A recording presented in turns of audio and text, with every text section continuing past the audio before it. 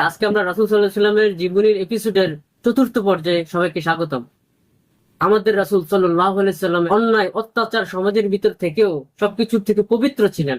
মদ্যপায়ীদের সাথে থেকেও তিনি মদ স্পর্শ করেননি। দেব দেবীর আস্তানার কোনো খাবার খাননি। মূর্তির নামেও অনুষ্ঠিত কোনো খেলায় অংশগ্রহণ করেননি।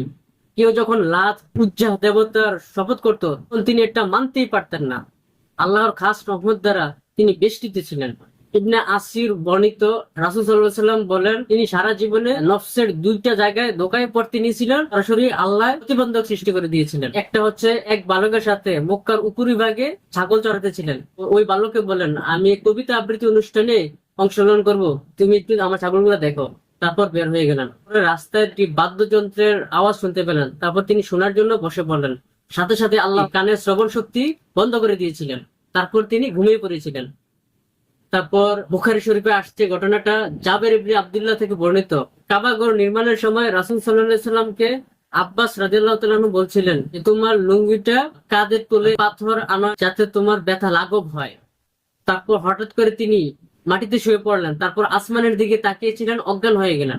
তারপর যখন জ্ঞান ফিরল তখন বলতেছে, আমার লুঙ্গি, আমার লুঙ্গি। তো এভাবে আল্লাহ তার রাসূলকে পার্থিব অশ্লীলতা থেকে, বিভিন্ন পাপ কাজ থেকে সম্পূর্ণভাবে হেফাজত করেছিলেন। রাসূল সাল্লাল্লাহু আলাইহি ওয়াসাল্লামের নবুয়তের জীবনী দুটি অংশে বিভক্ত করা যায়। একটা হচ্ছে মাক্কি জীবনে প্রায় 13 বছর, আর মাদানী জীবনের 10 বছর। আর রাসূল সাল্লাল্লাহু আলাইহি ওয়াসাল্লামের দাওয়াতি কাজগুলোকে আমরা 3 ভাগে বিভক্ত করে আলোচনা করতে পারি। একটা হচ্ছে গোপনে 3 বছর মাক্কি জীবনে দাওয়াতি কাজ করেছিলেন। 2 নম্বর হচ্ছে প্রকাশ্যে মক্কা জীবনে নবুয়তের 4র্থ বছর থেকে 10ম বছর পর্যন্ত প্রকাশ্যে দাওয়াতি কাজ করেছিলেন।